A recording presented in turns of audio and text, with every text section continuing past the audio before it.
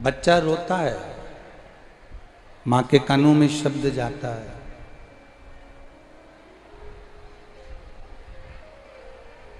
बच्चा रोता है तो माँ के कानों में शब्द जाता है, बच्चा रोता है तो माँ के कानों में आवाज़ जाती है, बच्चा रोता है तो माँ के कानों में आवाज़ पहुँचती है। बच्चे के रोने की आवाज़ माता के कानों में जाती है, पर माँ अपना काम छोड़कर नहीं आती है। माँ अगर भोजन बना रही है तो वो भोजन बनाती रहती है, बर्तन मांज रही है तो बर्तन मांजती रहती है। माँ के कानों में शब्द जरूर गया है, माँ के कानों में आवाज़ जरूर गई है, पर माँ अपने काम को छोड़कर नहीं आई है, माँ अपने कार्य को छोड़कर नहीं आई है, माँ अपना काम नहीं छोड़ी। पर यदि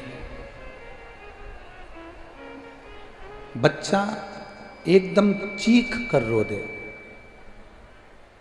बच्चा एकदम चिल्ला कर रो दे, एकदम चीख कर रो दे, एकदम चिल्ला कर पुकार ले, एकदम चीख कर रोएगा, बच्चा एकदम चीख कर रोएगा, तो ये निश्चित है कि माँ अपना काम छोड़कर, अपना कार्य छोड़कर, माँ अपना संपूर्ण कार्य छोड़कर उस बच्चे के पास दौड़कर आ जाती है। बच्चा अगर रो रहा है, बच्चा रुदन कर रहा है तो माँ नहीं आई, बच्चा रो रहा है तो माँ नहीं पहुंची। पर यदि बच्चा एकदम चीख कर रोया, चिल्ला कर रोया, तो माँ उस बच्चे के पास पहुंची। शिव कथा भी यही कह रही है, भगवान शंकर का संवाद भी यही कह रहा है। जिस समय आप जैसे बच्चा एकदम चीखता है तो माँ दौड़कर बच्चे के पास आ जाती है। शिव कथा कहती है जिस समय आप एक क्षण, एक मिनट, एक पल, एक घड़ी भी दिल से अगर भगवान को पुकारोगे तो भगवान दौड़कर तुम्हारे पास में आकर खड़ा हो जाता है। एक क्षण भी अगर आपने पुकारा, एक पल भी अगर आपने उसको पुकारा है, एक क्षण भी यदि आपने उसको बुलाया है, तो वो आपके पास में आकर खड़ा हुआ। शंभु शरणे पड़ी मांगू घड़ी रे घड़ी, दुख काटो दया करी दर्शन। जैसे ही पुकारा वैसे ही वो आया।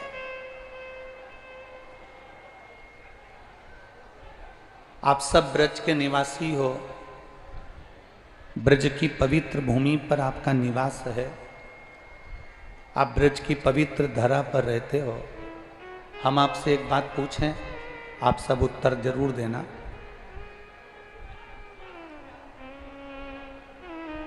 उत्तर दोगे सभी लोग? अरे बोलो तो जम के, दोगे ना? भगवान कृष्ण ब्रज की सभी गोपी के घर जाते थे क्या? अरे जम के तो बोलो। जितनी ब्रज में गोपी रहती थी क्या सबके घर जाते थे? नहीं जाते थे। बिल्कुल सही उत्तर है आपका। संपूर्ण ब्रजवासियों ने बिल्कुल सही उत्तर दिया। भगवान कृष्ण सभी गोपियों के घर पर नहीं जाते थे। भगवान कृष्ण सभी गोपियों के घर पर नहीं जाते थे। भगवान कृष्ण सभी गोपियों के घर पर नहीं जाते थे। मेरे कृष्ण भगवान कृष्ण सब गोपियों के घर पर नहीं जाते थे, पर जो गोपी आस लगाकर, विश्वास लगाकर भगवान के लिए माखन की मटकी बांध कर रखती थी और पूरे आस और विश्वास से भगवान को पुकारना चाहती थी, पूरे आस और विश्वास से भगवान को पुकारती थी कि मेरा कृष्ण मेरे दरवाजे पर आएगा। मैंने उसके लिए माखन की मटकी बांध कर रखी है, मैंने उसको चौखट को सजा कर रखा, मैंने उसके लिए दीप जला कर रखा, मैंने उसके लिए रंगोली बांध कर रखी है, मैंने उसके लिए सेज बिछा कर रखी है, मैंने उसके लिए साज सजा कर रखा है।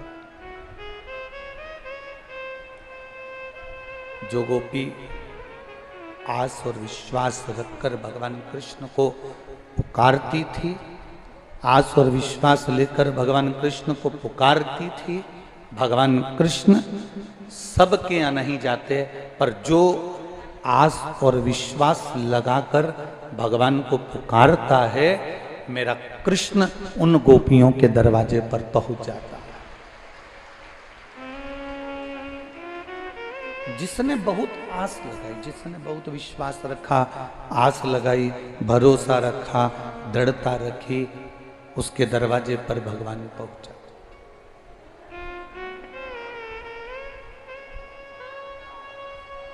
आप अगर आस लगा कर बैठे हो, आप अगर विश्वास रख कर बैठे हो कि मैं आया हूं कथा में,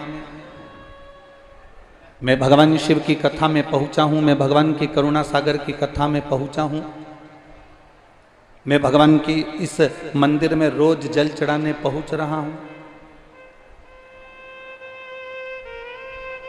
एक आस लगाकर अगर बैठे हो, एक विश्वास रखकर बैठे हो, एक भरोसा रखकर बैठे हो, तो भगवान आता जरूर है।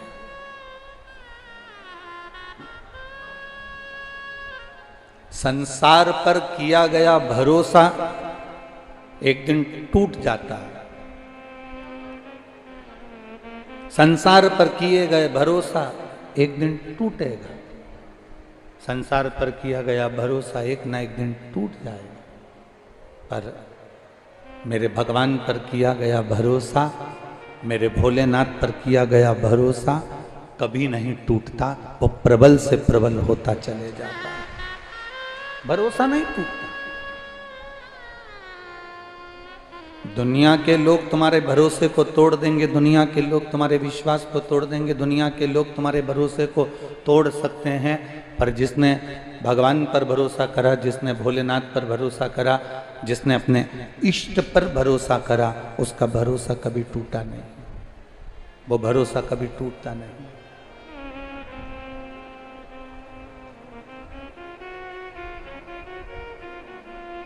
सबके घर भगवान नहीं जाते थे, जो आस लगाकर बैठता था भगवान उसके घर जाते थे, जो विश्वास रखकर बैठता था भगवान उसके दरवाजे जाते थे। अब एक बात आपसे पूछें, आपके घर में 5 लोग रहते हैं, क्या 5 ही लोग कथा में आते हैं? अरे जम के तो बोलो, नहीं आते।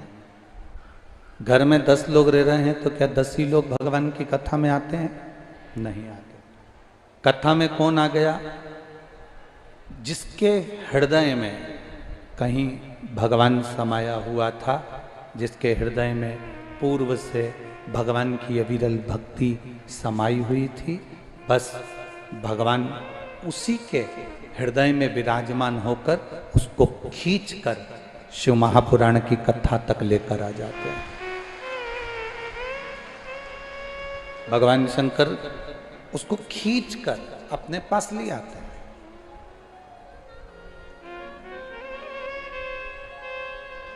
कोई कोई तेल का जो डब्बा होता है ना, मेरी माताएं या मेरी जीजियां तो जानती हैं, कोई कोई डब्बा ऐसा होता है जैसे हींग की डब्बी, कोई तेल का डब्बा, कोई कोई डब्बा, कोई कोई डब्बी ऐसी होती है, डब्बी में हींग रख दो, डब्बी में लहसुन रख दो, डब्बी में कोई तेल रख दिया, उस डब्बी को कितना भी धो लो, कितना भी साफ कर लो, कितना भी उसको क्लीन कर लो, सरफ से 25 बार धो लो, 25 बार साफ करो, 25 बार साबुन से धो लो, उसके बाद भी हींग की बदबू उस डब्बी से नहीं जाती, तेल की बदबू उस डब्बी से नहीं जाती, लहसुन की बदबू उस डब्बी से नहीं जाती। उसको कितना भी धोया जाए पर उसकी डब्बी की बदबू नहीं जाती है, डब्बी की बदबू नहीं समाप्त होती है, वो बदबू उसकी जाती ही नहीं, वो बदबू नहीं जाती उसकी। उसी तरह लाखों की भीड़ में घर में 10 लोग रह रहे हैं, 15 लोग रह रहे हैं, 20 लोग रह रहे हैं, 25 लोग रह रहे हैं, उन 25 लोगों में से आप कथा में जा रहे हैं तो समझ लेना कि पूर्व में ना जाने कितने जन्म आपके निकल गए, हर जन्म में आपने महादेव की भक्ति करी है, इसलिए आपके अंदर की वो गंध समाप्त नहीं हुई, इसलिए आपको खींचकर महादेव ने यहां तक बुला लिया।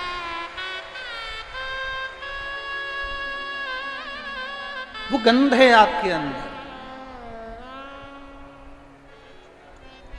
और शंभु शरणे पड़ी मांगू घड़ी रे घड़ी, दुख काटो दया करी ने दर्शन। पूरे की पूरे घर के लोग कथा में नहीं पहुंचते, पूरे की पूरे मोहल्ले के लोग कथा में नहीं पहुंचते, पूरे की पूरे समाज के लोग कथा में नहीं पहुंचते, पूरी की पूरी सोसाइटी के लोग कथा में नहीं पहुंचते। कथा में वही पहुंचता है जो आस लगाया बाबा से, जो विश्वास रखा बाबा पर, जिसने भरोसा दृढ़ बना लिया।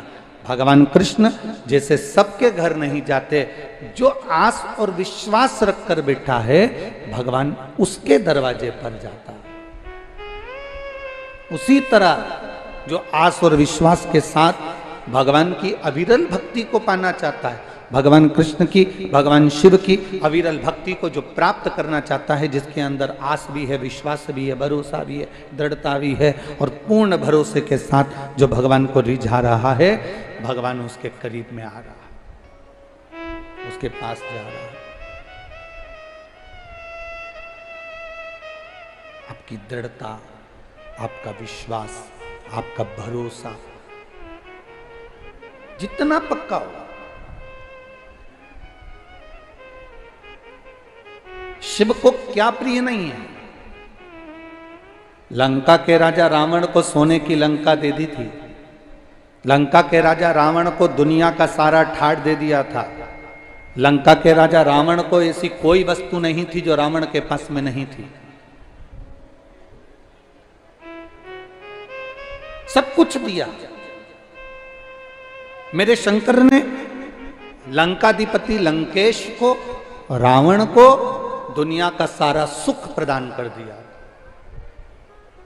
ऐसा क्या था जो बाबा ने नहीं दिया लंकाधिपति को?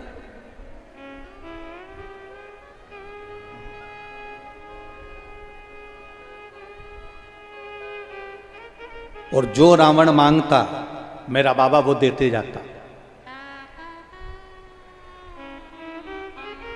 क्योंकि भगवान शंकर के प्रिय भक्तों में रावण की गिनती थी। भगवान शंकर के प्रिय भक्तों में रावण को गिना जाता था, प्रिय भक्तों में। जो रावण मांगता वो भगवान दे देते।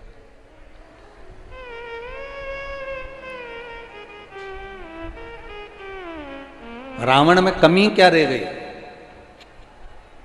जो मांगा रावण ने भगवान ने दिया, जो मांगा रावण ने भगवान प्रदान करे, जो उसने चाहा वो उसको मिला। आखिरी में एक कमी रावण के अंदर आ गई कि वो रावण के अंदर कमी थी उसका अहंकार, वो रावण के अंदर कमी थी उसका अभिमान। प्रेस, जिससे आप कपड़े पर प्रेस करते हो, कपड़े के सल मिटाते हो, कपड़े के सल समाप्त करते हो, वो प्रेस जब ज्यादा गर्म हो जाती है, अच्छा प्रेस करने वाला भले आग बंद करके प्रेस कर ले, पर प्रेस अगर ज्यादा गर्म हो गई तो वो कपड़े को जला देती है महाराज।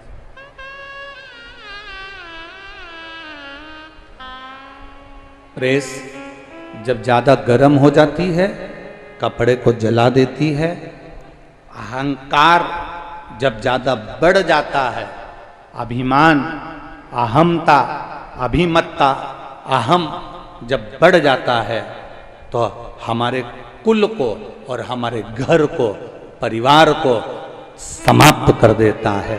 रावण के साथ में वही। एक बात हम लोग पहले भी कहे, आज फिर कहते हैं कि मत बुरे कर्म कर बंदे वरना पछताएगा, भगवान की आंखों से तू बच नहीं पाएगा, तू बच नहीं पाएगा। अरे ओ अज्ञानी मत कर नादानी, अरे ओ अज्ञानी मत कर नादानी। तेरे कर्म का फल भी तू ही पाएगा, जैसा किया तूने तेरे आगे आएगा। मत बुरे कर्म कर बंदे वरना पछताएगा, भगवान की आंखों से तू बच नहीं पाएगा, तू बच नहीं पाएगा।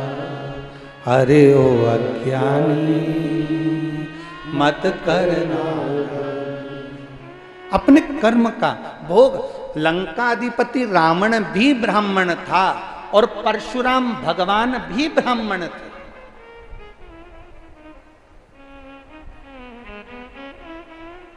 रावण भी ब्राह्मण है और परशुराम भगवान भी ब्राह्मण है। पर एक रावण चौराहे पर जलाया जा रहा है और एक श्री परशुराम भगवान चौराहे पर और मंदिर में पूजाए जा रहे हैं। रावण भी ब्राह्मण है और परशुराम भगवान भी ब्राह्मण है। बस केवल अंतर इतना है, रावण के पास में भी सब कुछ था, सत्ता थी, वैभव था, धन था, दौलत थी, सारे ग्रह उसके अनुकूल थे, सारे नक्षत्र उसके अनुकूल थे, सारे देवता उसके अनुकूल थे। परशुराम भगवान के पास में भी सब कुछ था, पर दोनों में अंतर केवल इतना है कि रावण के पास सब कुछ आने पर अहंकार आ गया और उसने अपना कर्म बेकार कर लिया, माता जानकी का हरण कर लिया, एक स्त्री का हरण कर लिया, पर नारी पर अपनी गलत दृष्टि दे दी, अपना कर्म बिगाड़ लिया, इसलिए वह चौराहे पर जल रहा है। और परशुराम भगवान ने अपनी माता का शीश काटा और अपने पिता से वर में मांग लिया कि मेरी माता को जीवित कर दो। ये भगवान के रूप में पूजा गए। एक प्राण लेने के बाद भी प्राण दे रहा है वो परमात्मा है।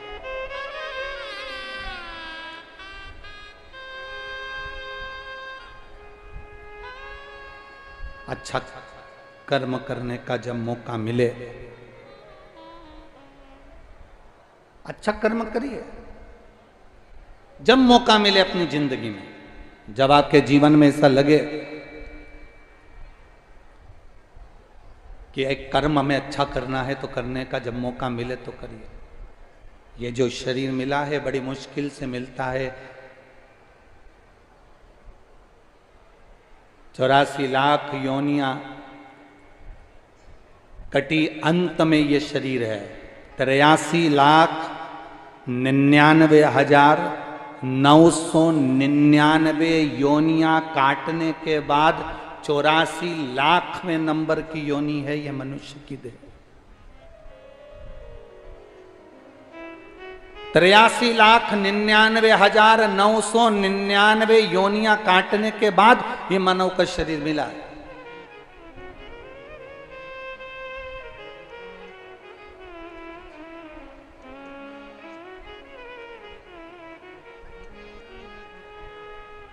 एक बहू ने हमसे पूछा, गुरुजी ये बताओ कि हमारे घर में हमें टाइम नहीं मिलता भगवान का भजन करने का, हमें समय नहीं मिलता भगवान की भक्ति करने का, हम मंदिर भी नहीं जा पाते क्योंकि घर में बच्चे रहते हैं तो स्कूल छोड़ना रहता है, ये काम रहता है, वो काम रहता है। एक बहू से पूछो कितना घर में काम रहता है। गुरुजी हम बहुओं को आप कुछ बोलेंगे कि हम बहू कितनी देर भगवान का भजन कर लें। हमने कहा बहुओं से बस केवल इतना निवेदन है, जितनी देर तुम पेंसिल से लाइन खींचो और डब्बा भरो, उतनी देर लगती है, उतनी देर भगवान का भजन कर लिया, बहुत उतना भी। एक क्षण मेरे भगवान कृष्ण ने गोपियों से पूछा, गोपियों तुम मुझे याद करती हो क्या? गोपियों तुम मुझे याद करती हो? भगवान कृष्ण के शब्द सुनकर गोपियों ने कहा, याद करना उसी को कहते हैं, एक कृष्ण याद उसको किया जाता है जिसको भुला दिया गया हो। आप तो दिल में ऐसे बसे हो कि आपको याद करने की जरूरत ही नहीं पड़ती है। आप हमारे हृदय में बसे हो,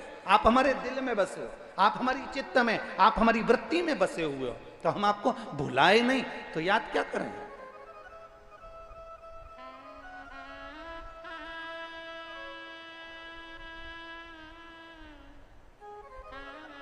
काम्य वन में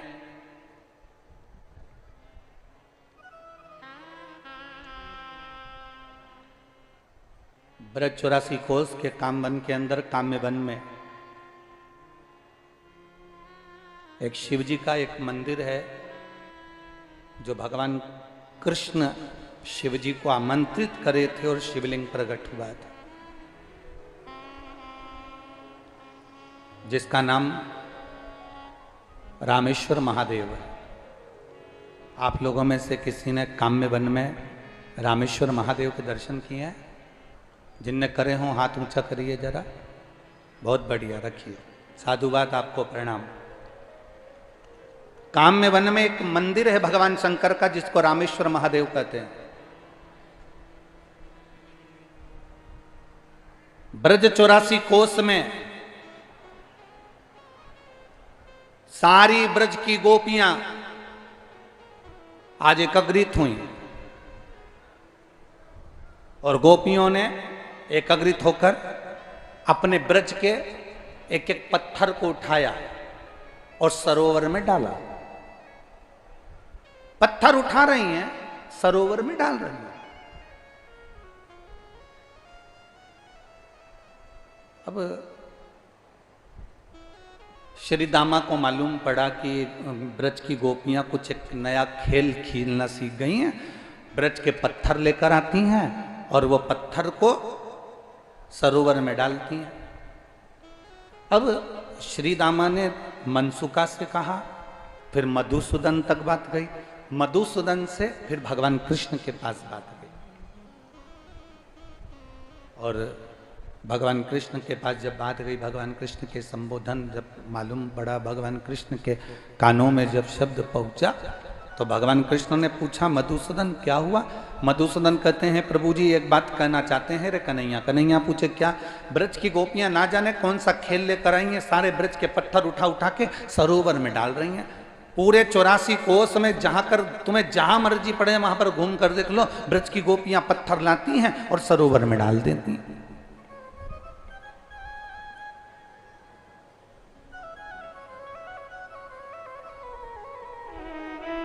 किसी ने हमसे पूछा कि ये ब्रजमंडल में ब्रज की रज दिखती है, पत्थर क्यों नहीं दिखते?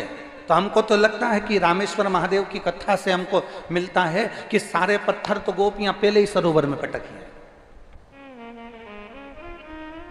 रजी रज बची। अब भगवान कृष्ण के कानों में शब्द गया तो भगवान कृष्ण तुरंत गए। तो भगवान ने जाकर क्या देखा कि आज ललिता जी के साथ में राधा जी भी पत्थरों को उठाकर और पानी में पटक रही थी, और पटकते पटकते आंख में आंसू भरकर राधा जी रो रही थी।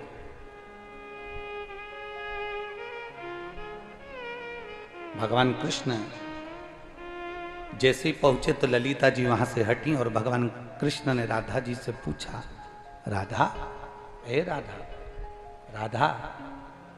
राधा जी ने जो कृष्ण को देखा, आंख में से आंसू पोंछ कर राधा जी ने पूछा, ठाकुर तुम, कृष्ण तुम आए?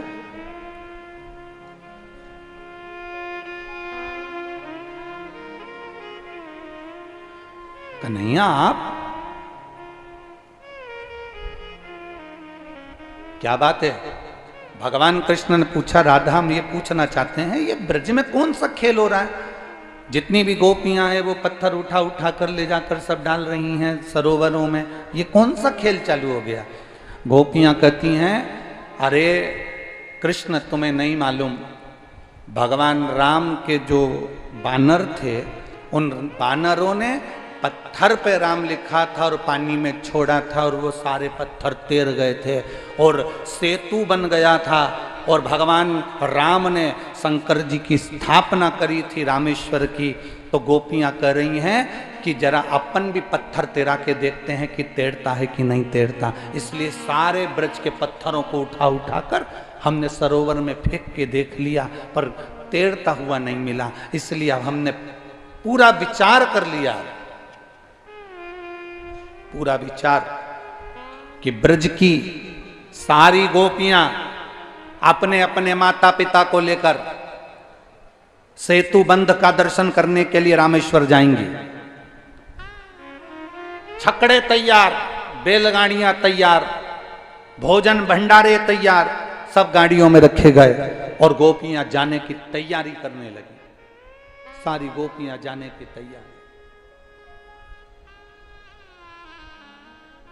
जब गोपियां जाने की तैयारी कर रही हैं, जब गोपियां जाने का विचार कर रही हैं, जब गोपियां जाने लगी हैं, बीच रास्ते में मेरे ठाकुर जी खड़े थे, बीच राह। उन्होंने रोका, रुको जरा, रुको जरा, कहाँ जा रही हो?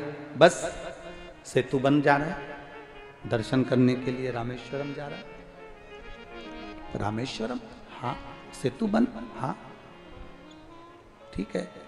भगवान कहने लगे तुम्हें रामेश्वर जाने की जरूरत नहीं है राधा, सारी गोपियों से कह दो छकड़े में से सामान नीचे उतार ले, बैलगाड़ियों का सामान नीचे उतार ले, सबको कह दो उतारो सामान नीचे।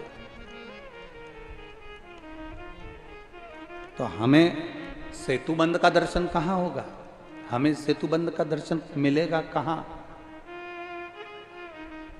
हमें कहाँ रामेश्वर का दर्शन मिलेगा? कहाँ सेतु बंद का दर्शन मिलेगा? भगवान ने कहा चिंता मत करो, सारे पत्थरों को वापस निकाल कर लाता हूं सरोवर में से। काम में बन के सरोवर में से सारे पत्थर निकाल कर ठाकुर जी ने बाहर फेंके और फिर भगवान ने कहा तुम चिंता मत करो, राम जी ने सेतु बनवाया था, मैं खुद तुम्हें सेतु बंद का दर्शन कराऊंगा। और भगवान कृष्ण राम बन गए, मेरे कृष्ण राम बने। और राम बनकर भगवान कृष्ण ने जो आवाज लगाई हनुमान पधारो, सारे बंदरों की सेना सम्मुख में आ गई। एक एक पत्थर बांदरों ने उठाना प्रारंभ करे और उठाकर राम और कृष्ण का नाम लेकर बांदरों ने सेतु में के रूप में सरोवर पर फेंकना प्रारंभ करा। जो सरोवर पर फेंकना प्रारंभ करा एक सेतु बन गया, जिस पर चढ़कर मेरे कृष्ण राम बने हुए पार होकर एक रामेश्वर भगवान की स्थापना के लिए। जैसे राधा ने कहा आपने सेतु तो बांध लिया पर यहाँ शंकर तो कहीं दिख नहीं रहे, रामेश्वर तो कहीं नजर नहीं आ रहे। भगवान कृष्ण ने राम बनकर शंकर को आमंत्रित करा, बाबा आप यहाँ प्रकट हो जाओ, इन ब्रजवासियों के लिए रामेश्वर इस ब्रज की रज में होना चाहिए,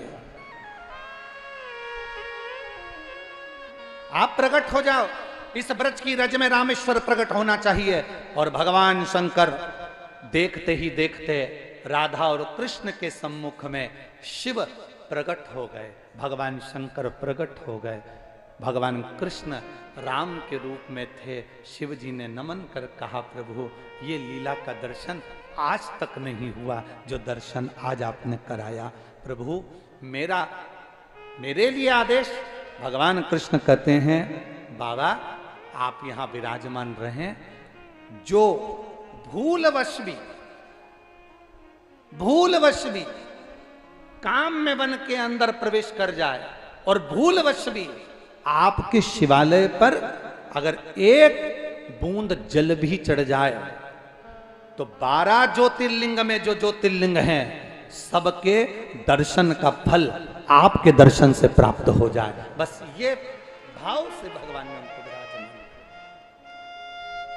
आप रुको, आप विराजमान हो। देखो दुनिया के लोग भले ना पहचाने भाई, ए मेरी ब्रज की जीजियों और मेरे ब्रज के जीजाओं,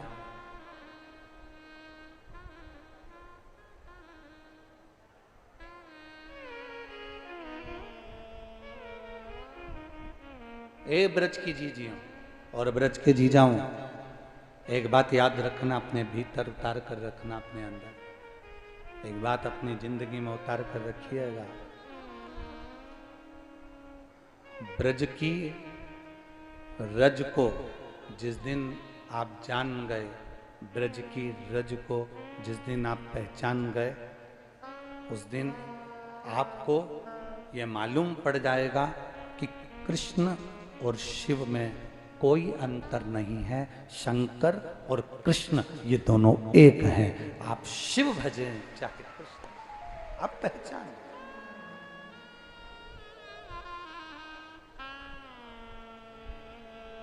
जिस दिन आप जान गए,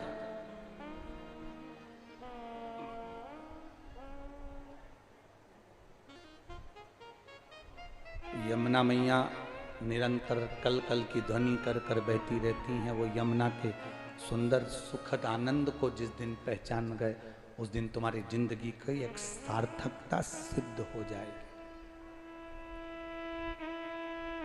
उस दिन एक दिन तुम्हारी सार्थकता सिद्ध हो जाएगी। तुम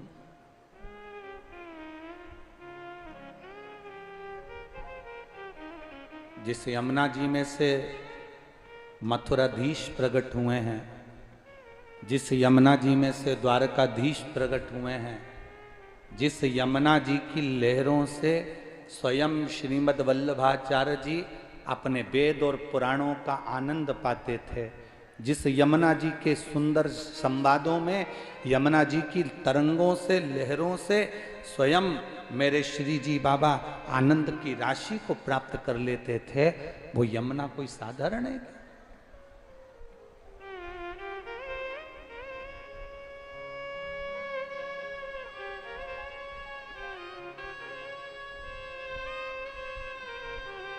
एक हरिहर भगवान का एक स्वरूप हुआ जिसको हरिहर कहते हैं। ब्रज की रज में यमुना के तट पर, ब्रज की रज में यमुना के तट पर, यमुना के तट पर जो बालू मिल जाए, जो बालू रेत मिल जाए,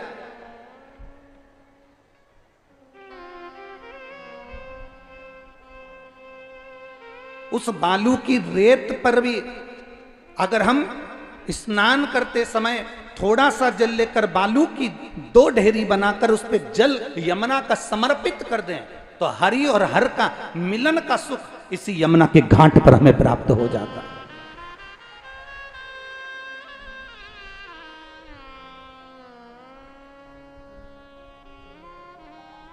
महाराज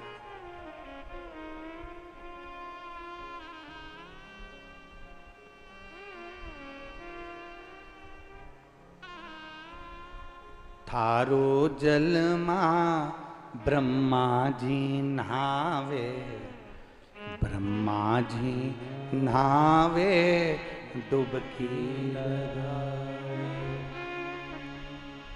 हे यमुना, तुम्हारे जल में ब्रह्मा भी स्नान करते हैं और डुबकी लगाते हैं। और ब्रह्माणी क्या करती है? ब्रह्मा डुबकी लगा रहे हैं, ब्रह्मा स्नान कर रहे हैं, और ब्रह्माणी क्या कर रही है? ब्रह्मा जी नहावे डुबकी लगावे।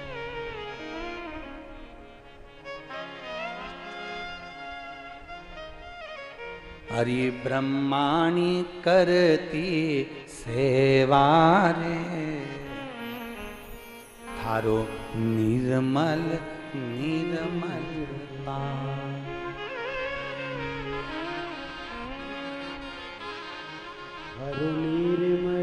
हे यमुना, हे यमुना, तेरे जल में ब्रह्मा स्नान करते, ब्रह्माणी सेवा करती, नारायण स्नान करते, नारायणी सेवा करती, शिव स्नान करते, पार्वती सेवा करती, इंद्र स्नान करते, इंद्राणी सेवा करती। 33 कोटि देवता तेरे जल में स्नान करने के लिए आते और उनकी देवियां तेरे घाटों पर सेवा का क्रम करती है, तेरे घाटों पर सेवा करती है।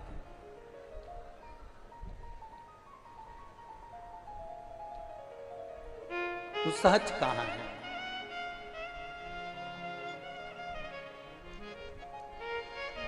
तेरी सहजता कहाँ? आज कोई कह रहा था गुरुजी, जैसे आपने कहा कि भगवान कृष्ण के 16,108 रानियां थीं और 16,108 रानियों से संतान नहीं हुई, तो भगवान कृष्ण ने शिव जी की शिवलिंग की स्थापना करी, उनकी पूजन करी। एक एक रानी के साथ में 11-11 दिन तक शंकर भगवान के शिवलिंग की आराधना करी, भगवान शंकर के शिवलिंग का पूजन किया। 1,77,186 भगवान कृष्ण के बच्चे हुए। रावण को मारने से पहले रामेश्वर धाम की स्थापना करी थी मेरे भगवान राम ने। क्या जैसे रावण शंकर का उपासक था, कंस भी तो शिव का उपासक था।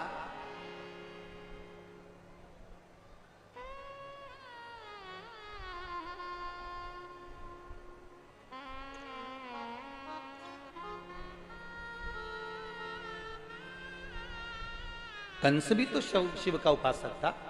जैसे रावण शंकर का उपासक था और रावण को मारने से पहले राम जी ने भगवान रामेश्वर की स्थापना करी थी, तो कंस को मारने के लिए जब भगवान आए, भगवान कृष्ण और बलराम जब मथुरा में पहुंचे, तो जैसे उन्होंने रावण को मारने से पहले शिव की आराधना करी, तो क्या भगवान कृष्ण ने कंस को मारने के समय पर किसी शिवलिंग की स्थापना करी?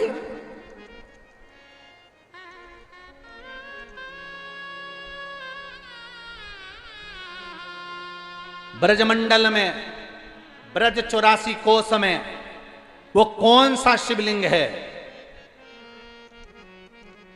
जिसको कंस को मारने के समय पर भगवान ने स्थापित किया था? पूरे ब्रज 84 कोस में एक शिवलिंग ऐसा है, पूरे ब्रज 84 कोस में एक शिवलिंग ऐसा है, जब कंस को बार बार कंस को बल प्राप्त हो रहा था और कंस मर नहीं रहा था। बलराम जी ने बल लगा लिया पूरा, और बलराम जी ने पूरा बल लगाया, कंस मरता नहीं। ये आज के समय में तो रासलीला में बहुत सरलता से कंस को मरता हुआ बता देते हैं कि भगवान उसकी छाती पे चढ़ गए, मुष्टिक प्रहार करा, कंस को मारा और कंस के प्राण छूट गए। इतनी सरलता में कंस नहीं मारा था।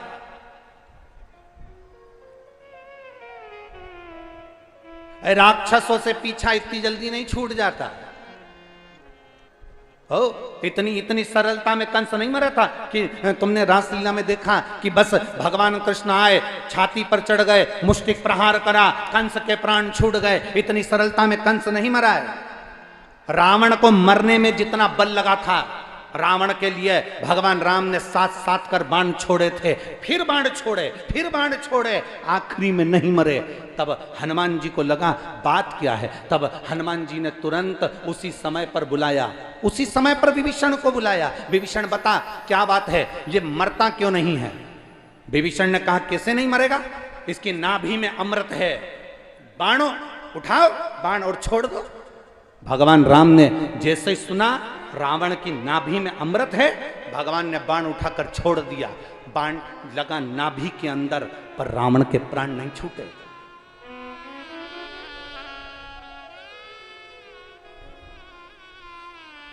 रावण नहीं मारा।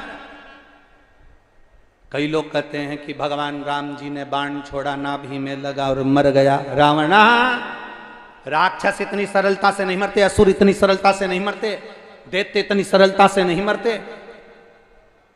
राम जी ने जैसे ही बाण छोड़ा, रावण नहीं मरा। लक्ष्मण जी को क्रोध आ गया और विभीषण को पास में बुलाया। विभीषण जरा, विभीषण ने कहा बोलिए महाराज, तूने कहा था नाभि में अमृत है, मेरे भाई ने बाण छोड़ा, ये मरता क्यों नहीं है?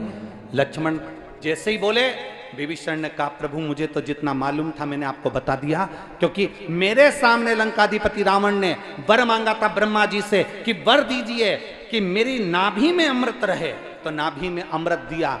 जब वो सूखेगा तब तू मरेगा। तो उतना तो मैंने सुना था, मैं आ गया। तब उसी समय पर विभीषण ने कहा इसके आगे मुझे नहीं मालूम कि मरता क्यों नहीं है। लक्ष्मण जी ने हनुमान जी को बुलाया, हनुमान जरा पता करो कि ये रावण मरता क्यों नहीं है। हनुमान जी जैसे ही आए, हनुमान जी ने कहा जो प्रभु आज्ञा। हनुमान जी पहुंच गए, एक विद्वान का रूप रखकर लंका के अंदर, एक ज्योतिषी का रूप रखकर, एक विद्वान का रूप रखकर हनुमान जी लंका में प्रवेश कर गए। लंका में प्रवेश करे और लंका में घूमते घूमते सारे लंका वासियों की नारियों के हाथ देख देख कर हनुमान जी ने बता दिया तुम्हारे यहां पर एक बंदर आया था, आग लगाई थी, उत्पात मचाया था, ऐसा हुआ था, फिर उसके साथ एक और आया था, सीख देकर गया था, नहीं संभला, तुम्हारे यहां पर इतने मर गए, तुम्हारे यहां इतने जिंदा हैं। ये हनुमान जी ने सबका भाग्य बताना चालू करा। सूचना पहुंच गई मंदोदरी के पास में। मंदोदरी से कहा मंदोदरी तेरा भी भाग्य दिखा ले। मंदोदरी राजघराने से, राजभवन से रथ में बैठकर बाहर आई और ज्योतिषी के चरणों में बैठकर कहती है बाबा मुझे बताओ मेरा भाग्य क्या कहता है। हाथ देखते से ही मंदोदरी ने अपना हाथ जैसे ही हनुमान जी के हाथ में दिया, जो ज्योतिषी का रूप रखे थे, हनुमान जी ने हाथ देखते से कह दिया मंदोदरी तू बड़ी विद्वान है, तेरे कारण तेरा पति आज भी जिंदा है। ए मंदोदरी तेरे कारण तेरा पति आज भी जिंदा है, केवल तू है जो तेरे पति को बचा कर रखी है। तेरे पास में कुछ ऐसा है मंदोदरी जिसके कारण तेरा पति नहीं मर रहा है। मंदोदरी ने हाथ जोड़कर कहा महाराज जी बिल्कुल सही कह रहे हो आप। मेरे पति ने जब तप करा था, तप करते समय मेरे पति ने वर मांगा था ब्रह्मा जी से, मुझे वर दो, वर प्रदान करो कि मैं मरूं ना। नाभि में अमृत मांग लिया था। पर मेरे पति भी बड़े विद्वान थे, उनको मालूम था नाभि में अमृत है, कभी भी बाण छूटेगा मेरी नाभि में लगेगा और मैं मर जाऊंगा। इसलिए मेरे पति ने ब्रह्मा जी से कहा था अगर नाभि में अमृत तुम दे रहे हो तो जो बाण मेरी नाभि में लगेगा वो बाण भी मुझे दो। और मेरे पति को ब्रह्मा जी ने बाण दिया, वो बाण मेरे पति ने मुझे ला कर दिया। मैंने उस बाण को अपने सोने वाले कमरे में जिसमें सोती हूं उसमें खंबे में चुनवा दिया। जब तक वो बाण राम के पास नहीं आएगा तब तक रावण मर नहीं सकता। वो बाण राम के पास आना चाहिए।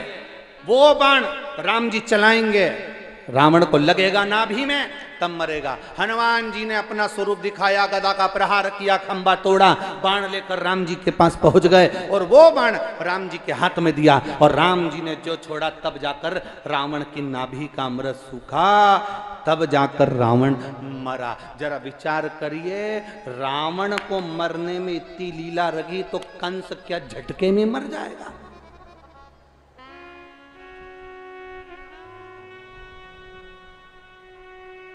छाती पे चढ़ गए, मुष्टिक प्रहार करा, कंस मर गया। ना ना ना,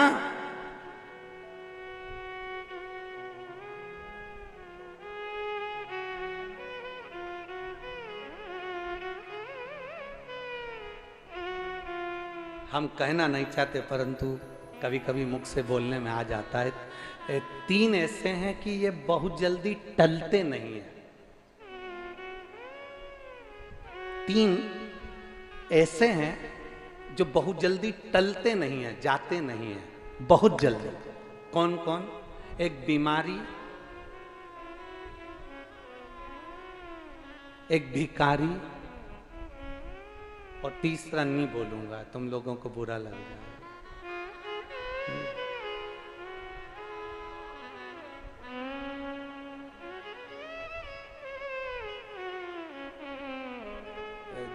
आप लोग उसको सरल सरल भाषा में कह देते हो, हमारी व्यासपीठ से क्यों ऐसा कहें? जो बहुत बेकार लोग होते हैं ना, जिसको लोग बहुत गंदा कहते हैं, वो भी दो ही अक्षर का है। जैसे हमने कहा ना बीमारी, भिखारी, इसी में कई एक शब्द है, वो तुम समझ जाना। तो तीसरा नंबर का जो होता है ना, वो भी जो दुनिया को कष्ट देता है, त्राण देता है, परेशान करता है, बहुत बहुत तकलीफें देता है, ये जल्दी से टलता नहीं, जल्दी से जाते नहीं। बीमारी भी इतनी जल्दी जाती नहीं। बुखार आ गया ना तो थोड़े दिन तक टिकता है, भले डॉक्टर साहब दवाई दे दे तो भी 8-10 दिन तो लग जाते हैं, फिर कमजोरी रहती, फिर धीरे धीरे संभलते। बीमारी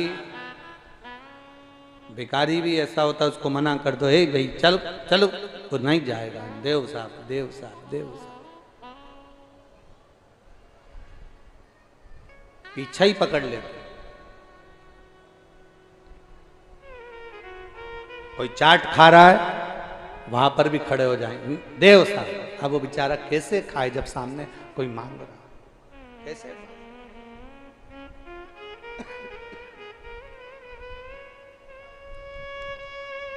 महाराज बहुत जल्दी टलते नहीं। इस चित्त वृत्ति में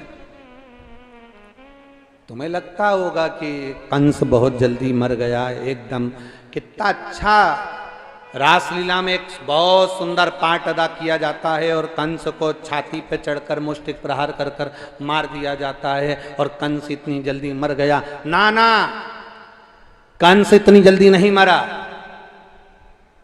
बलराम जी ने अपना पूरा बल लगा लिया, पूरा बल, बलराम जी का पूरा बल लग गया था, तब भी कंस नहीं मरा था। पूरा बल लगा दिया बलराम जी ने, पूरा बल, तो भी नहीं मरा।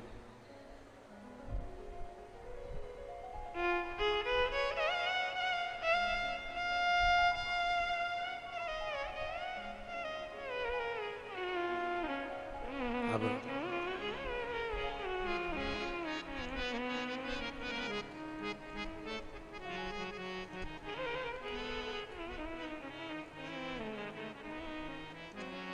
भगवान कृष्ण देख रहे थे ये कंस है, मरने वाला नहीं है, इतनी जल्दी बेकार लोगों से पीछा छूटने वाला नहीं है, बहुत कठिन,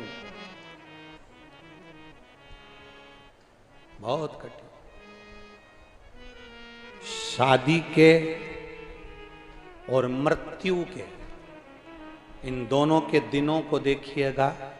शादी के जो दिन रहते हैं ना, माता पूजन हुई, मंडप हुआ, महिला संगीत हुआ, बारात आई, ब्याह हुआ, लड़की अपने ससुराल पहुंच गई, शादी हो गई। शादी के दिन चुटकी बजाते से ही 5 दिन, 4 दिन, 7 दिन, 11 दिन, 21 दिन, जो दिन होते हैं शादी के तुरंत निकल जाते हैं, तुरंत।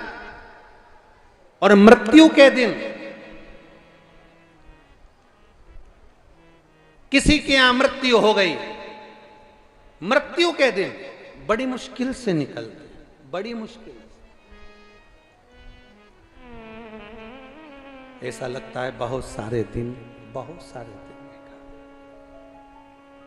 आपके इधर होती कि नहीं होती हमें नहीं मालूम, पर हमारे यहाँ उधर भी मालवा साइड में भी बहुत सारे जो जिनके पास बहुत सारा धन होता है, बहुत जिनकी तमन्नाएं, बहुत सारे शौक होते हैं, उनके यहाँ भी बहुत हमने देखा है। हमारे इधर तो नहीं होती है, हम जहाँ साधारण तरह के लोग रहते हैं वहाँ शोक सभा नहीं होती, पर जिनके शोक सभा किन की होती है, जिनके शौक बहुत सारे होते हैं, उसको पूरा करते करते ही मर जाता है तो शोक सभा होती है।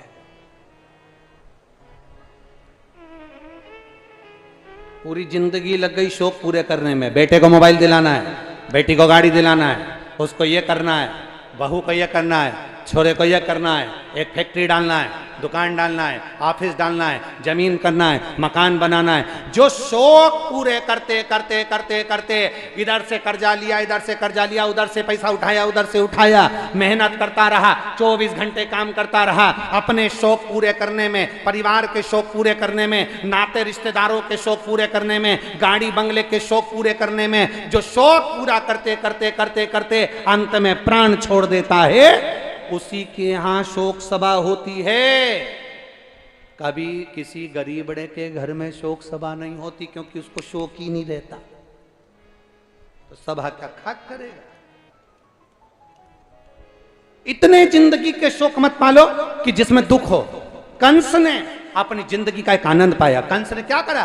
पहले सारी राज सत्ता को अपना बना लिया, अपने ही रिश्तेदारों को, अपने ही पूर्वजों को जेल में ले जाकर डाल दिया, अपने ही पूर्वजों को कारागार में ले जाकर डाल दिया। जो अपनों का सम्मान नहीं करता, जो अपनों का आदर नहीं करता, जो अपनों का सत्कार नहीं करता, अंत समय में धोखा खाता है।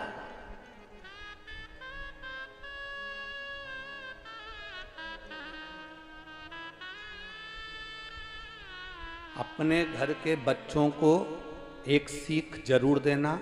ये तुम्हारे काका जी हैं, ये तुम्हारे ताऊ जी हैं, ये तुम्हारे दादाजी हैं, ये तुम्हारी दादी जी हैं, ये तुम्हारे काका जी का लड़का है, ये तुम्हारे ताऊ जी का लड़का है, ये तुम्हारे चाचा जी का लड़का है, ये तुम्हारी बुआ का छोरा है, ये तुम्हारे काका का छोरा है, ये तुम्हारी बहन का छोरा है, ये तुम्हारे रिश्तेदार है। उसको ये बताना कि धन अपनी जगह रह जाएगा, सत्ता अपनी जगह रह जाएगी, वैभव अपनी जगह रह जाएगा, पर जब दुख की घड़ी आएगी उस समय पर अगर कोई नहीं भी खड़ा होगा तो कम से कम रिश्तेदार 2 क्षण के लिए खड़े तो होंगे। भले उनसे आपके संबंध ठीक ना हो, पर खड़े तो होंगे।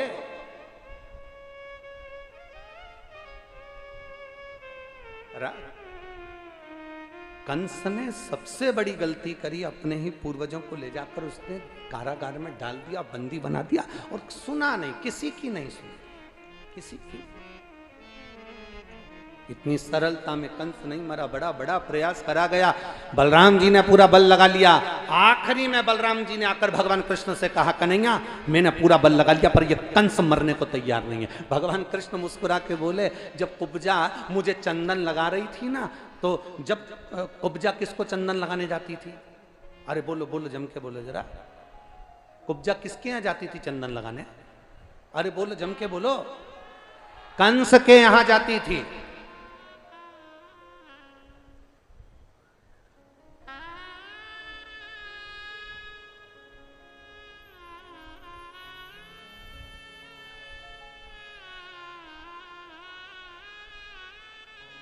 कुब्जा चंदन लगाने कंस के यहां जाती थी।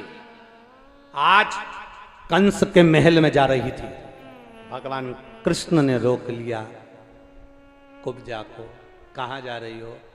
चंदन लगाने। कहां जाती हूं? कंस के यहां। हमको लगा दो। कुब्जा ने कहा, ओ कहां से आया है? राजा का चंदन है और तेर को लगाऊंगी?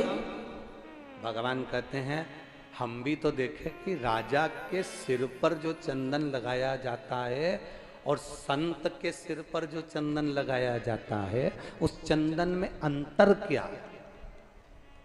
हमें तो भगवान जब मथुरा में पहुंचे थे, सबसे पहले कुब्जा से ही मिले थे। चंदन, चंदन क्या?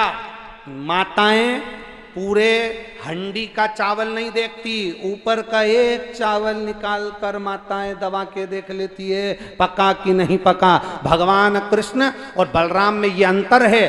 बलराम पूरा बल लगा दिए थे, कंस नहीं मरा। भगवान कृष्ण मुस्कुरा कर बोले, भैया आप कह रहे हो कंस नहीं मर रहा, मुझे मालूम है वो इतनी जल्दी नहीं मरने वाला। क्यों? क्योंकि मैं जब इस मथुरा में प्रवेश करा था तो कुब्जा से मैंने चंदन मांगा था। मुझे जरूरत नहीं थी चंदन की, मुझे जरूरत नहीं थी चंदन की, क्योंकि मैं चंदन लगा कर आया था। मुझे चंदन की जरूरत नहीं थी, मैंने कुब्जा से चंदन मांगा था। ये जानने के लिए मांगा था कि राजा के मस्तक पर जो चंदन लगता है वो चंदन में आखिर ऐसा क्या था? क्या था ऐसा? मेरे को वो जानना था। तो बस कुब्जा चंदन की कटोरी में से जब मुझे चंदन लगाया कुब्जा ने, उतनी देर में मैं चंदन की गंध से पहचान गया कि ये बल से नहीं, ये छल से मरेगा। ये बल से नहीं, ये छल से मरेगा। ये बल से मर ही नहीं सकता।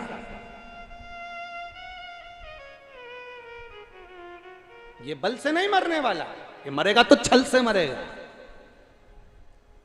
चंदन मेरी जीजियों, ओ मेरी ब्रज की जीजियों, ओ मेरे ब्रज के जीजाओं, चंदन लगाने वालों से इसलिए कहते हैं दो, थोड़ा सा देखो बुरा लग जाएगा हो। क्या अग्रवाल जी बोल दें क्या? बोलते हैं हाँ ठीक है, चंदन लगाने वाले और चूना लगाने वालों से बच के रहना।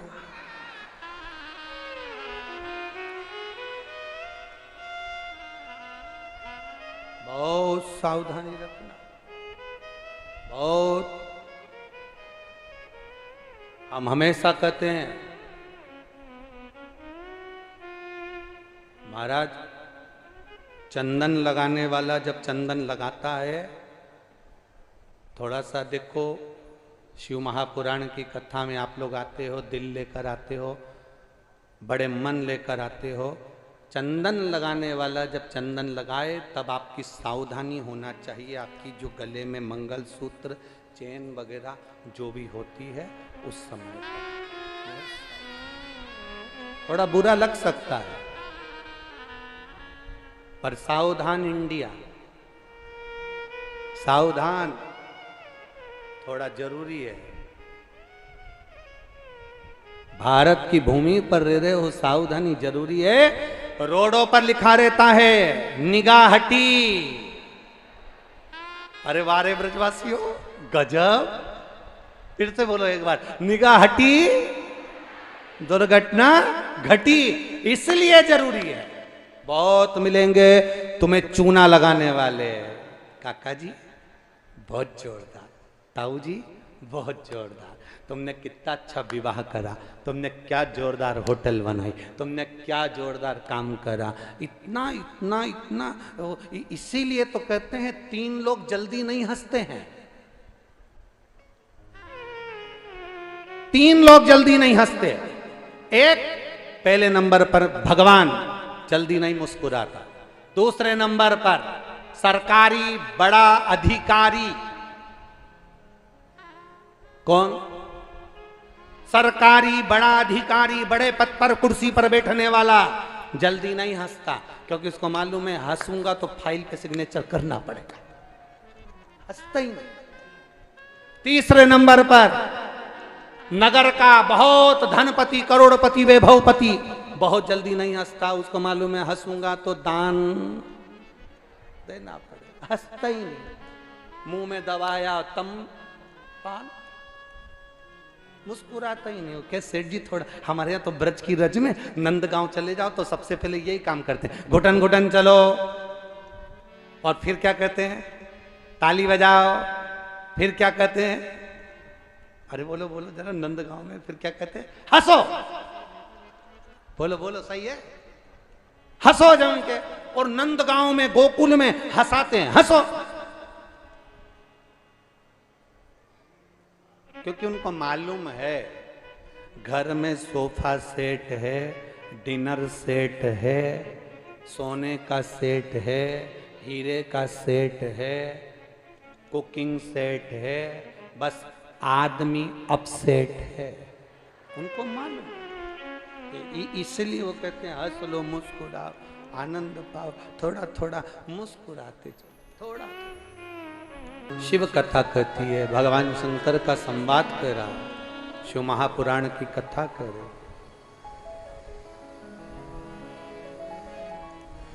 अविरलता, कंस के प्राण इतनी सहजता में नहीं गए जितनी सहजता में दिखाया गया।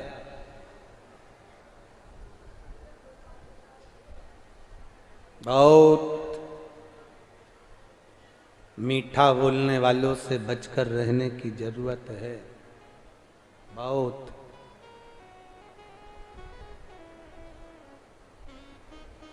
शिव कथा थोड़ी कड़ली है, थोड़ी कठोर है, पर एक बार अगर दिल में लग गई तो जीवन की सार्थकता सिद्ध कर देती है। ये शिव महापुराण की कथा एक बार लगी कि उसने,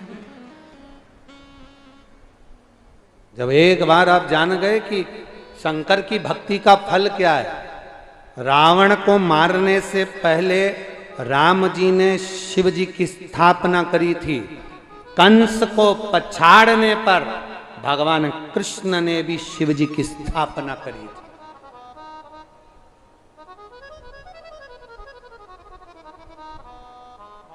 जो कह रहे थे क्या राम जी ने जैसे शंकर जी की स्थापना करी रावण को मारते समय, तो क्या भगवान कृष्ण ने कंस को मारते समय शिवलिंग की स्थापना करी? क्यों ना करी?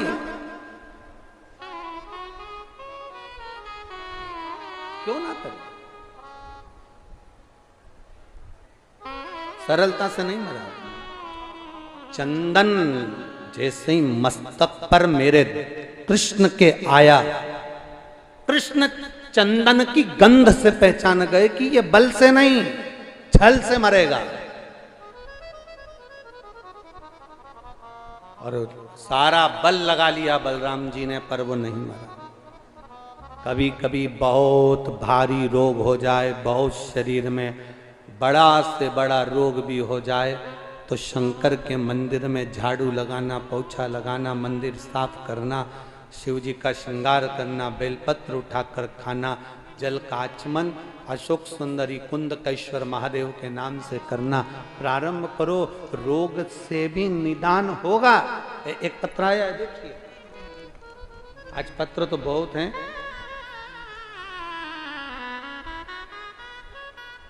पहले एक फोटो देखिए जिसमें मुख पर कैंसर हुआ। जो फोटो पहले नंबर का है, चेहरे के ऊपर जो कैंसर हुआ उसका फोटो। जिनने ये पत्र भेजा है, अगर वो बैठे हों, श्री सपना शर्मा, पत्नी दीपक शर्मा, निवासी सोरो सुकर क्षेत्र, जनपद कासगंज, उत्तर प्रदेश से हैं। आप ही हैं? जरा हाथ हिला दो एक बार। श्री शिवाय नमस्ते। पहला पत्र देखिए जिसमें चेहरे पर कैंसर हुआ।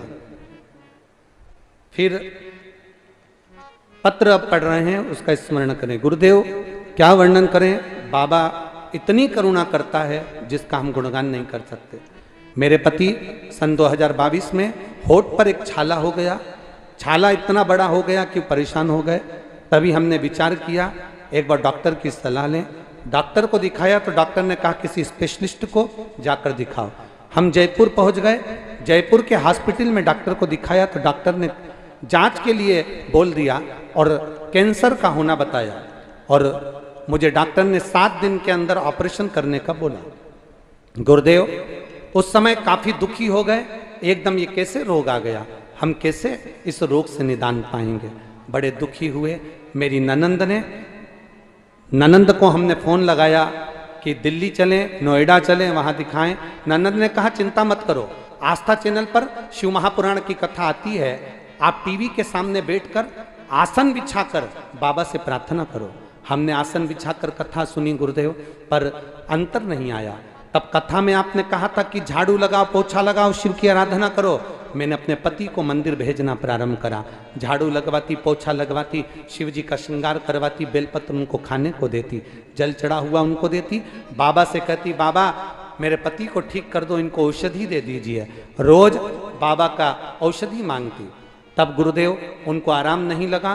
तब मैंने सुना था कि रुद्राक्ष सीहोर का, कुबेरेश्वर धाम से जो रुद्राक्ष मिलता है वो औषधि का काम करता है। मैंने अपने पति को सीहोर भेज दिया।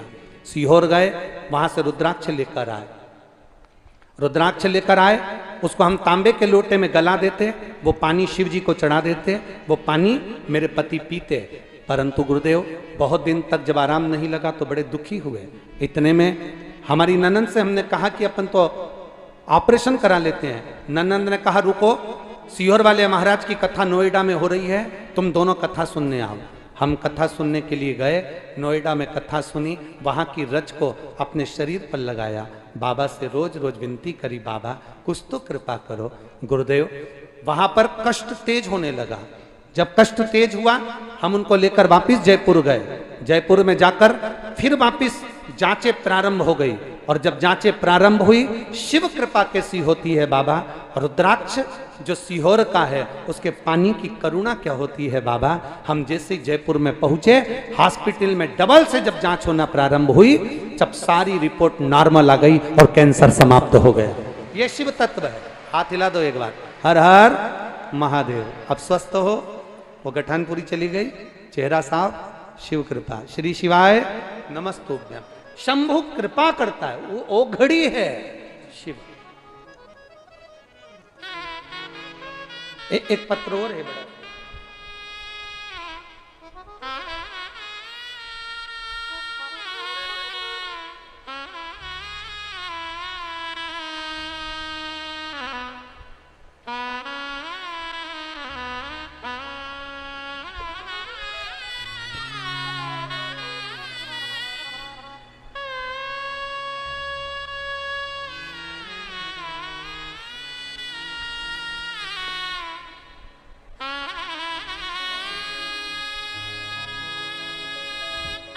मैं सावित्री कुमारी मथुरा से परखम की रहने वाली हूँ। कहीं बैठी हो सावित्री जी? हाथ हिला सकती हैं। सावित्री कुमारी मथुरा से परखम की रहने वाली हूँ। मेरा मोबाइल नंबर ये है। गुरुदेव, शिव जी का मैं क्या वर्णन करूँ? मेरा बच्चा 8 साल से बोलता नहीं था। कहीं बैठी हो सावित्री जी? अपने बेटे को लेकर आई हो तो हाथ हिलाइएगा। अगर कहीं बैठी हो तो हाथ हिला सकती हैं। सावित्री जी मथुरा परखम से कहीं बैठी हो तो हाथ हिला सकती हैं। मेरा बेटा 8 साल का हो गया था, बोलता नहीं था, उसकी मुंह की वाणी नहीं थी। डॉक्टरों को दिखाया, उसके अनुसार इसकी वाणी आना मुश्किल था। इसको दमे की बीमारी थी, श्वास की बीमारी थी और बोल नहीं पाता था। निपट गूंगे का भाव उसमें था। गुरुदेव, अब करें तो करें क्या? सब जगह दवाई दी, इलाज करवाया, बीमारी का कोई इलाज नहीं निकला, आवाज नहीं आई। 8 साल का हो गया। तब किसी के कहने पर जब दूध का पाउच लेने के लिए गए तो दुकानदार कथा सुन रहा था। उस दुकानदार की कथा सुनते हुए हमारा मन भी कथा में लगा। हम मोबाइल पर कथा सुनना प्रारंभ करें। पानी का वर्णन आपने करा। एक कथा में आपने कहा था जिसकी वाणी नहीं आती उसको काली तिल शिव जी को चढ़ाकर उसका खाना और जल भगवान शंकर को अशोक सुंदरी के नाम से चढ़ाकर पीना। हमने हमारे बच्चे को वही क्रम करना प्रारंभ करा। कुंदकेश्वर महादेव का नाम लेकर जल चढ़वाते, पानी पिलवाना प्रारंभ करा। मेरे बच्चे को दमे के कारण पहले तो खांसी चली, क्योंकि उसको दमा बहुत है तो खांसी चली। बेटे की आवाज फिर भी नहीं आई। गुरुदेव, फिर वापिस शिव जी के मंदिर पर चढ़ी हुई बेलपत्र देना प्रारंभ करा और बाबा की कृपा का मैं क्या गुणगान करूं। 8 साल के बाद मेरा बच्चा बोलना प्रारंभ कर दिया। मैं बाबा को यहां प्रणाम करने आया। 8 साल के बाद मेरा बच्चा बोलना प्रारंभ कर दिया गुरुदेव। और उसको जो दमे की शिकायत थी, दमे की बीमारी थी, सांस लेने में तकलीफ होती थी और खांसता रहता था, अब मेरा बेटा बिल्कुल ठीक है। मैं बाबा को यहाँ प्रणाम करने आई हूँ। गुरुदेव, मैं पंडाल के अंदर बैठी हूँ, आपका आशीर्वाद मुझे चाहिए। कहीं बैठी हो सावित्री कुमारी मथुरा? कहीं बैठी हो तो हाथ हिला सकती हैं। सावित्री कुमारी मथुरा परखम की रहने वाली है। अगर कहीं बैठी है तो हाथ हिला सकती हैं, अपने बच्चे को ला सकती हैं। 8 साल का पुत्र, पुनः शिव कृपा करुणा सागर। आई है? बेटा आया है? बेटा आया है क्या? बेटा आया है बाबू?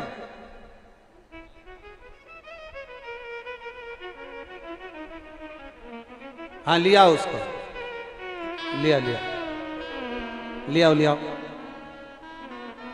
अरे लुटा दिया भंडार का कर दिया माला। शिव तत्व, भगवान शंकर का गुणगान, शिव की भक्ति, आपका जितना चित्त जितना मन शिव में रमा सकते हो रमा लो। शिव में लगा सकते हो लगा। खाली ना जाता कोई। जितने बैठे हो सब बोलिए बड़े प्रेम से। खाली ना जाता कोई दर से तुम्हारे।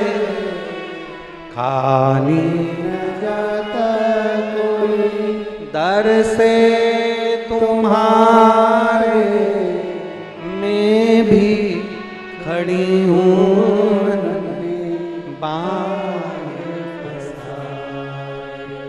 अपने हृदय से लगा लो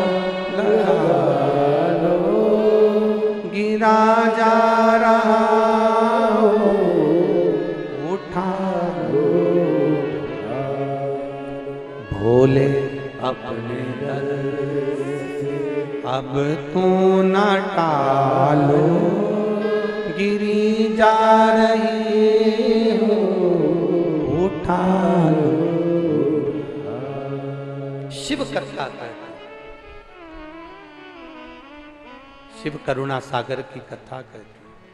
आपका भरोसा, आपका विश्वास, आपकी दृढ़ता फल प्रदान जरूर करती है। एक कोसी वालों, कोसी नगर की मेरी माताओं, जीजियों और मेरे जीजाओं और जितने ब्रज की धरा पर आप लोग कथा सुनने के लिए आए हो, भले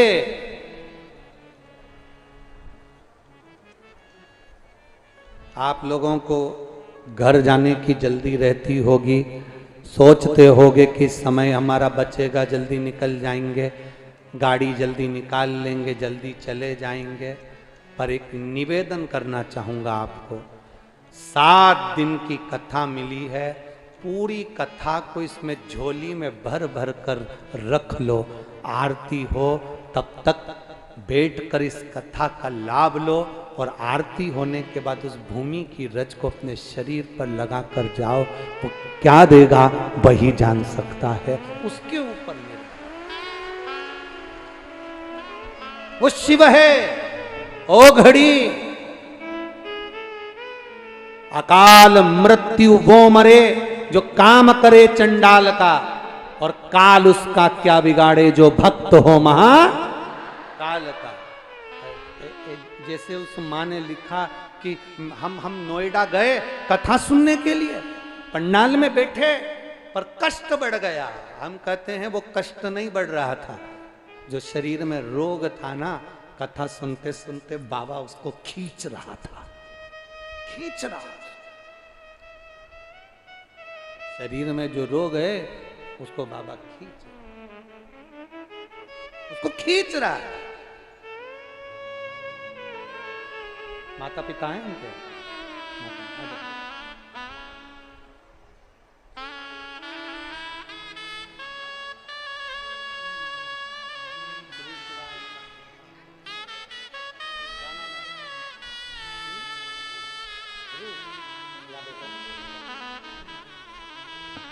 ये बच्चा जो 8 साल तक नहीं बोला, अब इस बच्चे से अपना नाम इस पे बोलो। नाम क्या है आपका? ध्रुव। ध्रुव नाम है। पापा का नाम? वीरेंद्र। श्री शिवाय बोलो। श्री श्री शिवाय शिवाय नमस्तुभ्यम। संदुताय। श्री शिवाय श्री शिवाय नमस्तुभ्यम। संदु। श्री शिवाय श्री शिवाय नमस्तुभ्यम। संदु। एक बार जोरदार ताली। बहुत बहुत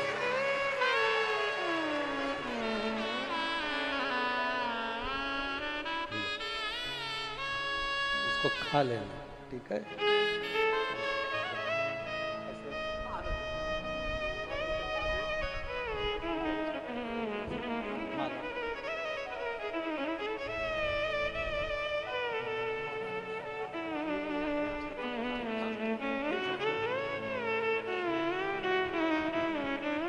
अरे खाली न जाता कोई दर से तुम्हारे, खाली न जाता कोई दर से तुम्हारे, मैं भी खड़ा हो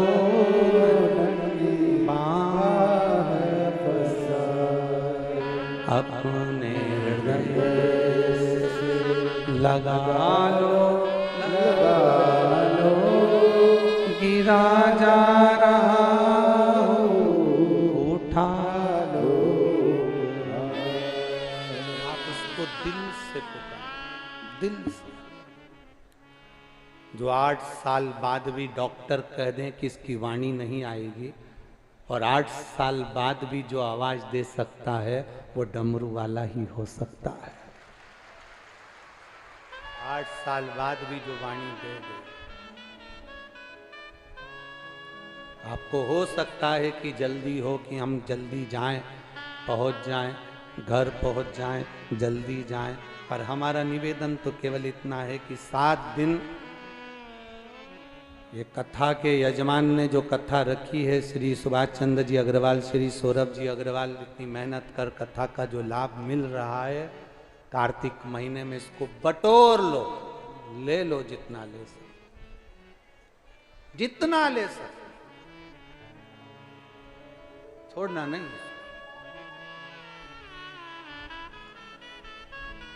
हमें सबसे ज्यादा खुशी एक बात की है कि इतने पत्रों में, ये जितने पत्र आपने भेजे हैं, इन पत्रों में सबसे ज्यादा पत्र मेरे बेटा बेटियों की नौकरी के हैं, जिनकी सरकारी नौकरियां लगी। इन पत्रों में कम से कम 60% पत्र ऐसे हैं जिसमें सरकारी नौकरी मेरे बेटा और बेटियों की लगी। इसकी प्रसन्नता है। 60% पत्र इसमें ऐसे हैं जिसमें नौकरी लगी है बच्चों की, उसकी प्रसन्नता है कि हमने वहां कथा सुनी थी, हम भूमि पर बैठकर कथा सुने थे, 7 दिन की कथा सुनकर गए, बाबा से प्रार्थना कर कर गए और बाबा ने हमको सरकारी नौकरी दी। हमने मेहनत करी, अपना बल लगाया और बाबा की कृपा। कर्म करो, मेहनत करो, पूर्ण करो, उसका फल मिलेगा,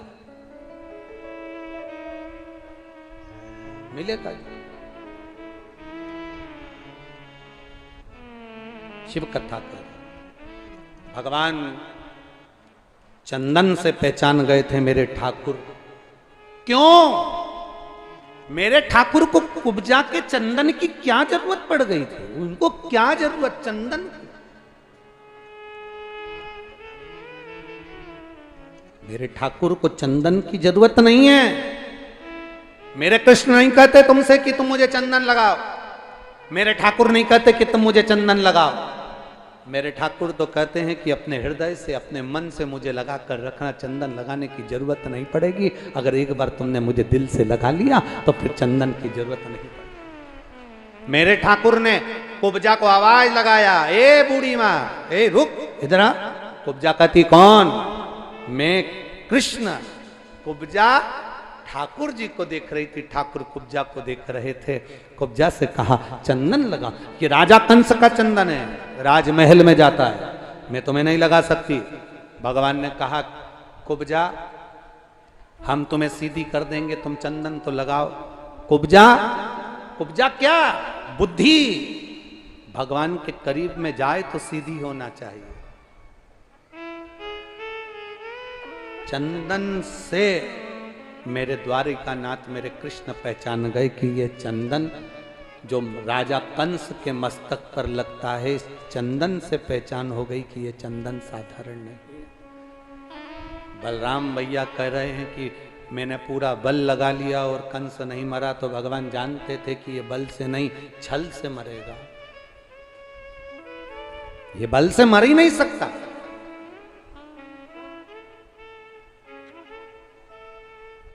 फिर छल क्या करा? भगवान कृष्ण पहुंचे।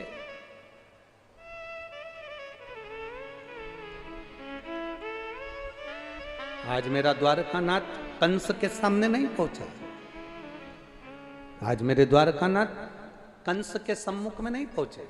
आज मेरे द्वारकानाथ ब्रज की रज में, रंग महल में, जहां पर कंस के साथ में युद्ध होना था, उस युद्ध मैदान में पहुंचने से पहले मेरे बाबा, मेरे भगवान कृष्ण शिव का स्मरण कर रहे हैं, शिव भक्ति में लीन। जैसे राम जी महाराज रावण को मारने से पहले शंकर की भक्ति में लीन होते हैं, उसी तरह भगवान कृष्ण भी शिव भक्ति में लीन होते हैं। ये दुनिया के लोग हैं जो भेद कर सकते हैं।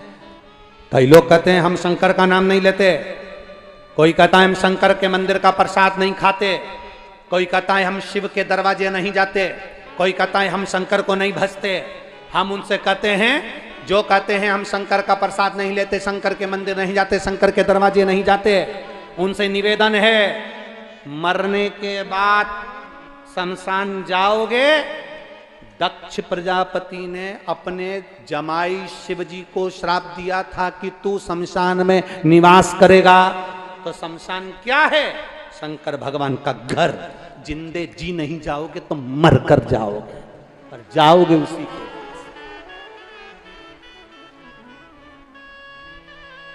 मरकर जाओगे, जाना उसी के पास है, पहुंचोगे उसी के पास।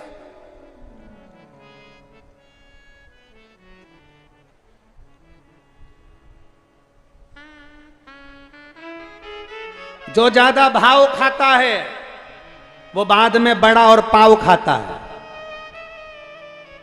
इसलिए ज्यादा भाव नहीं खाना, ज्यादा टेंशन लेकर ज्यादा ऐसा नहीं सोचना कि मैं क्या हूं, मेरी सत्ता क्या है, बेभाव क्या है, मुझे जानते नहीं हो। कई लोग कह देते हैं तू मुझे पहचानता नहीं है।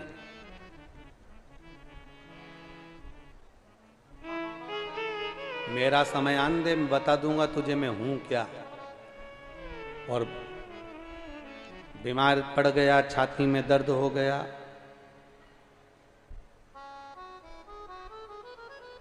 डॉक्टर ने कह दिया इनका समय आ गया। क्या मतलब ऐसा समय आने से? अरे मत बुरे कर्म कर बंदे वरना पछताएगा, भगवान की आंखों से तू बच नहीं पाएगा, तू बच नहीं पाएगा।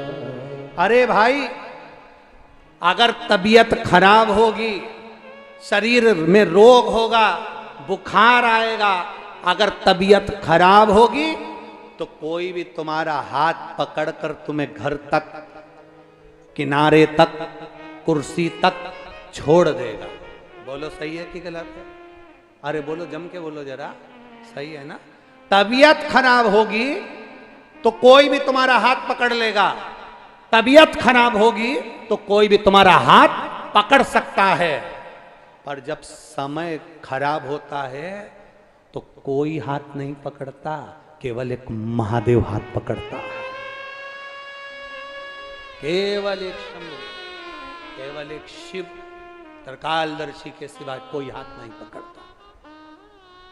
और अंत समय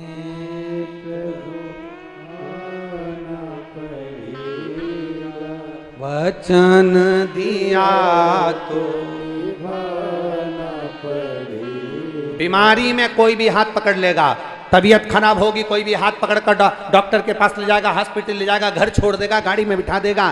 पर जब तुम्हारा समय खराब होगा, जब तुम्हारे ऊपर तुम्हारा समय बेकार आएगा, खराब समय आएगा, तब कोई हाथ नहीं पकड़ता, केवल महादेव के सिवाय। इसलिए कहते हैं जब घड़ी समय अगर बेकार चल रहा हो, तुम्हारे जीवन में दुख चल रहा हो, तो शंकर जी के मंदिर में एक लोटा जल लेकर जाना प्रारंभ कर दो। तुम जिस हाथ से जल चढ़ाओगे वो हाथ महादेव पकड़ लेगा, पकड़ लेगा तो नैया पार कर देगा। वो हाथ पकड़। कोई कई कह रहा था गुरुजी ये आप कहते हो कि शिव जी को जल चढ़ाओ तो वो हाथ पकड़ लेते हैं, ऐसा होता है क्या? हमने कहा बिल्कुल होता है।